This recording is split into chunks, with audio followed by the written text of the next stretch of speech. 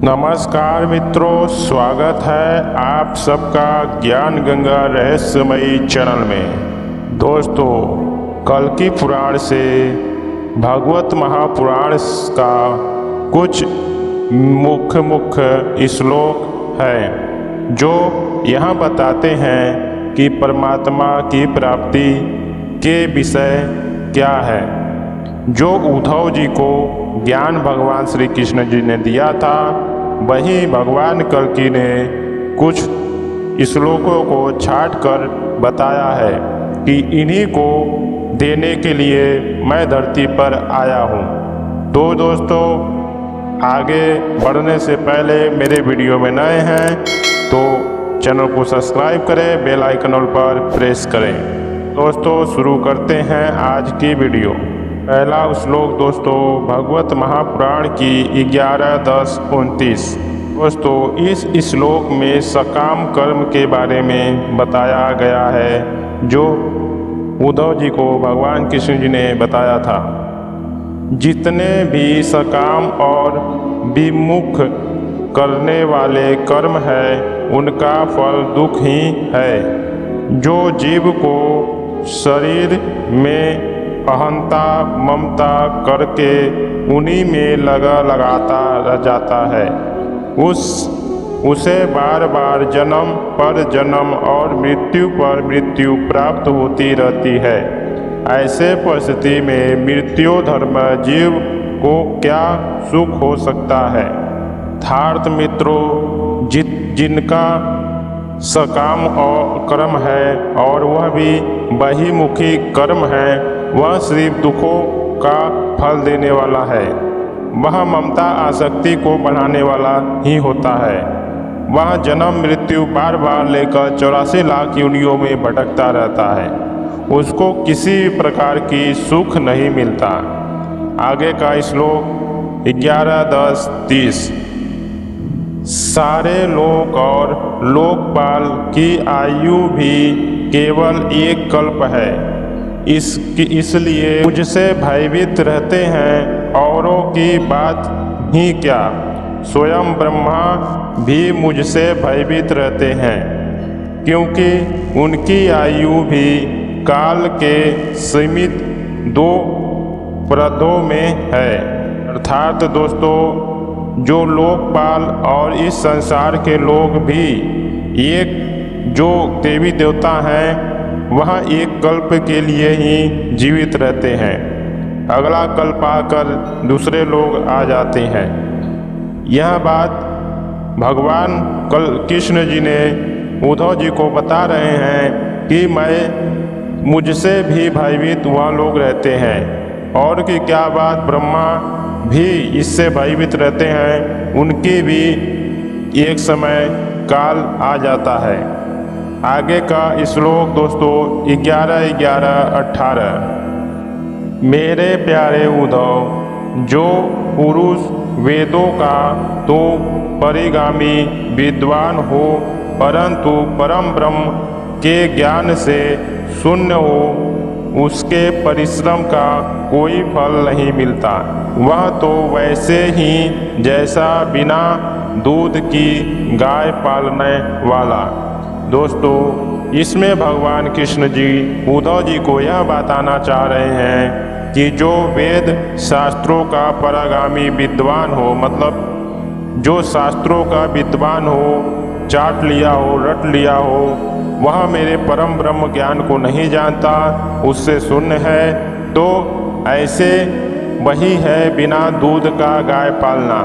जैसे कोई व्यक्ति बिना दूध का गाय पालता है, उसको उसका कोई फल नहीं मिलता है, उसी प्रकार से वेद पुराणों का परिगामी विद्वान होने के बावजूद भी उसका कोई फल नहीं मिलता।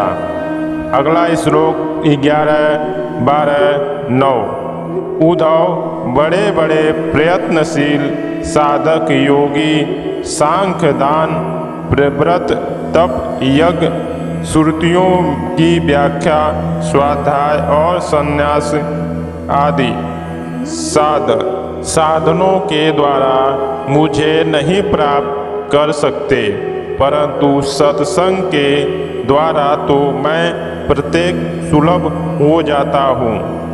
अर्थात दोस्तों उद्धव जी को भगवान कृष्ण जी कह रहे हैं, बड़े बड़े प्रयत्नशील साधक योगी, दान पुण्य करने वाले, व्रत तप यज्ञ करने वाले, स्वाध्याय सन्यासी या साधना कि इन किसी से भी मैं प्राप्त नहीं होता, मैं तो सत्संग से ही प्राप्त हो जाता हूँ। आगे का श्लोक दोस्तों 11:14-9। मेरे प्यारे उद्धव, सभी की बुद्धि मेरे माया से मोहित हो ही है, इसी से वे अपने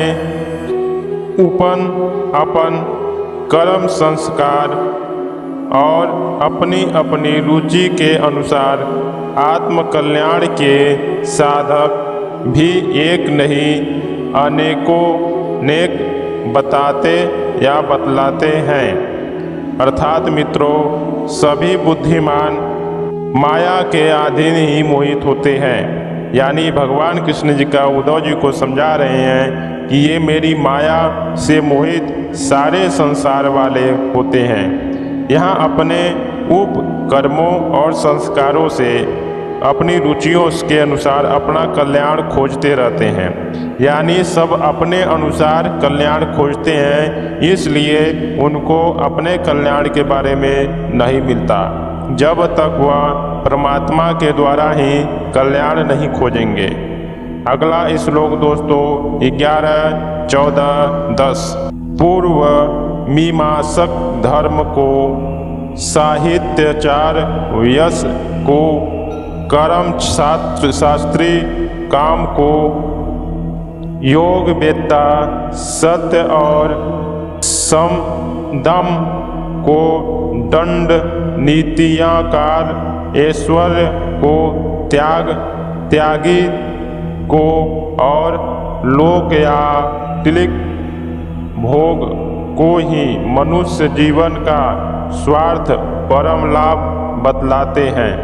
अर्थात मित्रों जो अनेकों धर्मों को, साहित्य यश को, जो साहित्य पढ़ते हैं उनके यश को, कर्म शास्त्री जो कर्म शास्त्री होते हैं, योग व्रता मतलब योग की व्याख्या करने वाले, सत्य को न बताने वाले और दंड नीति ऐश्वर्य को बताने वाले, त्यागी और त्याग को बताने वाले, यह सब एक स्वार्थ लोभ ही होता है।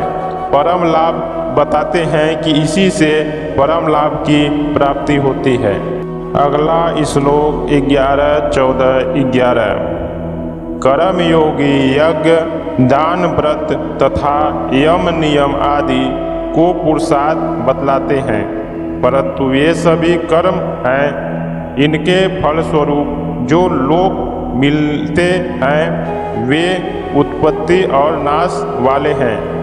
कर्मों का फल समाप्त हो जाने पर उनसे दुख ही मिलता है, और सच पूछो तो उनकी अंतिम गति घोर अज्ञान ही है।